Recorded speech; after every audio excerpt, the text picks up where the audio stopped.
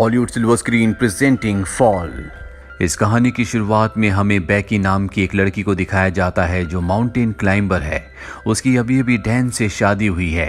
Dan भी एक mountain climber है। इन दोनों को ही पहाड़ों पर चढ़ने का शौक है और इस वक्त भी ये पहाड़ों के ऊपर चढ़ रहे होते हैं। बैकी के साथ उसकी दोस्त भी होती है और अब डैन जब ऊपर चढ़ रहा होता है तभी उसे एक घोंसला दिखता है और जब वो उसके अंदर हाथ डालता है तो उसके अंदर का पक्षी उड़ जाता है, जिस वजह से डैन का बैलेंस बिगड़ जाता है और वो ऊपर से नीचे गिर जाता है।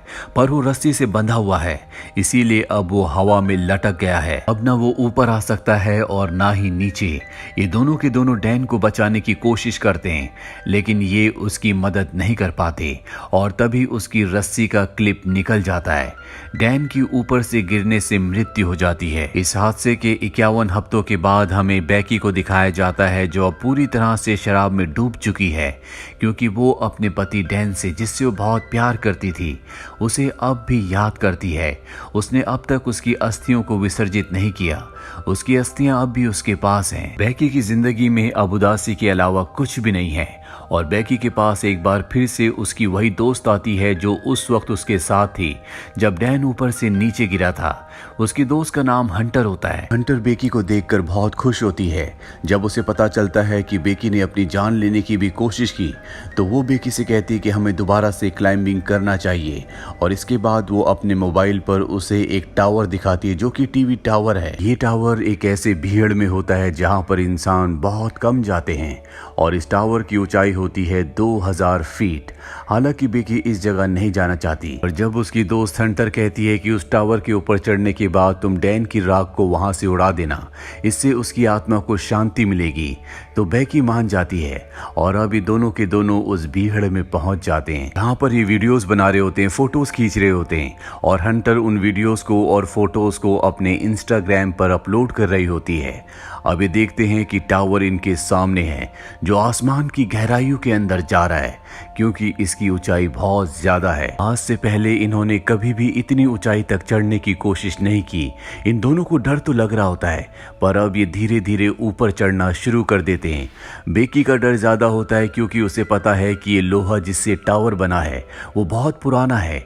उसकी आवाज उसे लगातार आ रही होती है और धीरे धीरे वो भी हंटर के पीछे ऊपर चढ़ रही होती है और जब ये आधे टावर तक पहुंच जाते हैं तो इन्हें एहसास होता है कि यहाँ पर हवाएं बहुत तेज है। ये हाइट इतनी होती है जितनी आईफिल टावर की है, यानी लगभग पूरे 1000 फीट।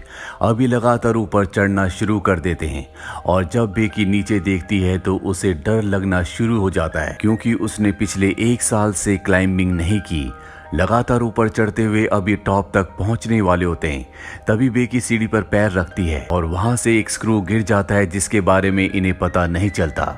अभी दोनों के दोनों 2000 फीट यानी कि टावर के ऊपर तक पहुंच चुके हैं जहां से इन्हें दुनिया बहुत अलग दिख रही होती है। इतनी हाइट पर चढ़ने के बाद, एक टारगेट को अचीव करने के बाद अब बैकी को भी अच्छा लग रहा होता है।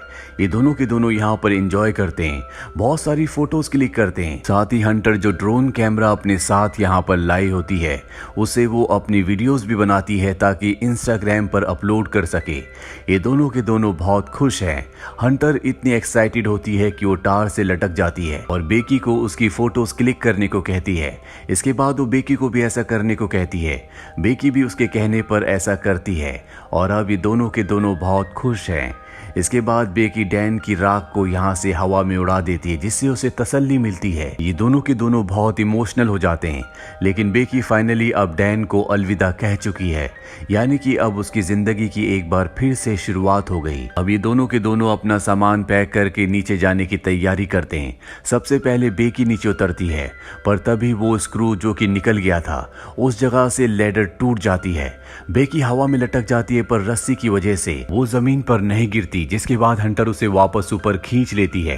लेकिन बैकी के पास जो बैग था जिसके अंदर इनके खाने पीने की चीजें थी वो नीचे डिश पर अटक जाता है जहां तक पहुंचना लगभग पूरी तरह से नामुमकिन है। ये अपने मोबाइल्स को भी चेक करते हैं लेकिन यहाँ पर इतनी ऊंचाई पर कवरेज नहीं होता, यानी कि ये दोनों के दोनों अब 2000 फीट की ऊंचाई पर फंस चुके हैं। यहाँ दूर दूर तक कोई भी नहीं होता। अगर कोई हुआ भी तो इतनी ऊंचाई से इनकी आवाज नहीं सुन सकता। यही टावर के ऊपर एक बॉक्स होता है जिसके अंदर एक फ्लेयर गन और एक दूरबीन होती है। और दिन में फ्लेयर गन का इस्तेमाल करने का कोई भी मतलब नहीं है, क्योंकि फ्लेयर गन को दिन में कोई नहीं देखेगा। अभी दूरबीन से देखते हैं तो सामने इन्हें एक गाड़ी दिखती है, लेकिन वो लोग इन्हें इतनी ऊंचाई पर नहीं देख सकते, ना इनकी आवाज सुन सकते हैं। हंटर एक बार फिर से अपना मोबाइल देखती है और जो पोस्ट उसने इस टावर के बेस से की थी वो पोस्ट इंस्टाग्राम पर पोस्ट हो चुकी होती है, जिस पर बहुत सारे लाइक्स और कमेंट्स होते हैं। इसका मतलब ये है कि टावर के तल पर कवरेज है। और अब हंटर अपने मोबाइल पे मदद के लिए एक मैसेज को रिकॉर्ड करती है और इंस्टाग्राम पर उसे पोस्ट कर देती है। इसके बाद वो अपने मोबाइल को रस्सी से बांधकर टावर से नीचे लटकाती है ताकि कवरेज आए और उसका मैसेज पोस्ट हो जाए। लेकिन बहुत देर तक वेट करने के बाद भी ऐसा नहीं होता और अब हंटर अपने मोबाइल को अपने सॉक्स के अंदर रखती है, उसके बाद शू के अंदर रखती है और ऊपर से नीचे फेंक देती है ताकि नीचे गिरने के बाद उसका मैसेज चला जाए और इनकी मदद के लिए कोई आए। फोन शूज और सॉक्स के अंदर रखने की वजह से नहीं टूटा होता और कुछ ही देर बाद ये ऊपर दूरबीन से देखते हैं जहां इन्हें नीचे एक आदमी दिखता है जो फोन पर बात कर रहा होता है। उसके साथ उसका डॉग भी होता है, पर वो इन्हें इतनी ऊपर ना देख सकता है और ना ही इतनी ऊपर से इनकी आवाज को सुन सकता है। यहाँ पर वो अपने फोन में बहुत ज्यादा मग्न होता है। उसे अपनी प्रेजेंस का एहसास दिलाने के लिए ये ऊपर से एक और शू को फेंकते हैं। हालांकि वो शू तो देख लेता है, लेकिन उसे ऐसा लगता है कि ये पहले से यहाँ पर था और वो अपने डॉग के साथ वहां से जाने लगता है। हालांकि बेकी यहाँ पर फ्लेयर गन चलाने की कोशिश भी करती है, लेकिन हंटर उसे रोक लेती है और कहती है कि रात होने का हमें इंतजार करना होगा, रात को वो हमारी फ्लेयर गन को देख लेंगे। और अब यहाँ पर अंधेरा हो जाता है, जिसके बाद ये फ्लेयर गन चलाते हैं, साथ ही अपने मोबाइल की टॉर्च को ऑन करके अपने हाथ से हिलाना शुरू कर देते हैं। इनके सामने जो गाड़ी यानी कि आरवी होती है जिसमें लोग कैंपिंग कर रहे होते हैं वो इन्हें देख लेते हैं, लेकिन वो इनकी मदद करने के लिए नहीं आते, बल्कि इनकी गाड़ी को चुरा कर यहाँ से निकल जाते हैं, जिससे दोनों के दोनों हताश हो जाते हैं। जैसे जैसे रात होती है इन्हें नींद आना शुरू हो जाती है। ये वहाँ पर सो जाते हैं, लेकिन जगह बहुत कम है।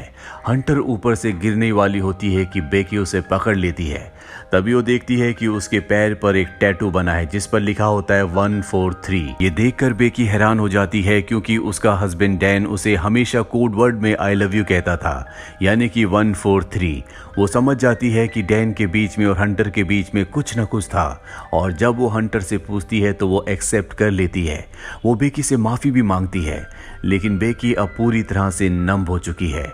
बेकी की नज़र अब भी उस बैग पर होती है जो बैग नीचे एंटीना में यानी कि डिश पर अटका हुआ है। उसके अंदर इनका ड्रोन और खाने पीने की चीज़ें हैं। किसी भी कीमत पर इन्हें उस बैग को ऊपर लाना होगा, पर वहाँ पर सीढ़ियाँ नहीं होती, इसीलिए उस बैग तक पहुँचना इतना आसान नहीं है। पर हंटर, जो कि बहुत ही साहसी होती है, वो रस्सी की मदद से नीचे जाना शुरू करती है, पर इससे पहले कि वो डिश तक पहुँचती रस्सी खत्म हो जाती है। हंटर जंप लगाकर डिश तक पहुँच जाती है।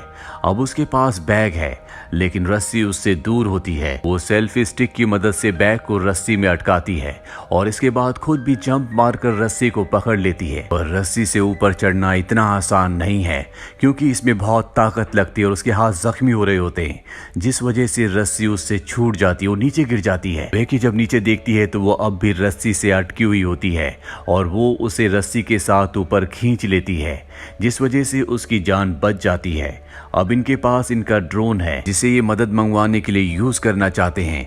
ये एक पेपर पर लिखते हैं कि हमें मदद की जरूरत है, हम टावर के ऊपर अटक चुके हैं, और उस पेपर को ये ड्रोन के साथ फिक्स कर देते हैं और अब ये ड्रोन को उड़ाते हैं। पर तभी इन्हें पता चलता है कि इनके ड्रोन की बैटरी बहुत ज्यादा डाउन है, वो सामने दूर दिख रहे घर तक नहीं पहुंच सकता, इसीलिए इन्हें ड्रोन को वापस बुलाना पड़ता है। और अब एक बार फिर से रात हो जाती है। रात को जब बेकी सोती है तो ऊपर देखती है कि टावर के टॉप पर एक लाइट जल रही है, यानी कि वहां पर करंट है। वो बड़ी मुश्किल से ऊपर चढ़ती है और ड्रोन के चार्जर से उसे चार्ज करना शुरू करती है।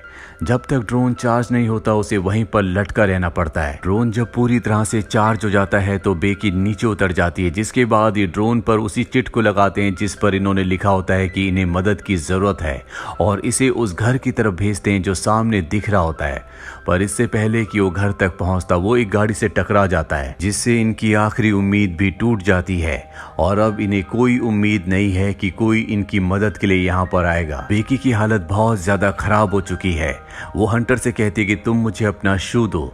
मैं एक बार फिर से मोबाइल पर मैसेज करके अपने डैड को सेंड करती हूँ। अगर हम उसे नीचे फेंकेंगे तो हो सकता है कि कवरेज आ जाए और मेरे डैड को हमारा मैसेज मिल जाए।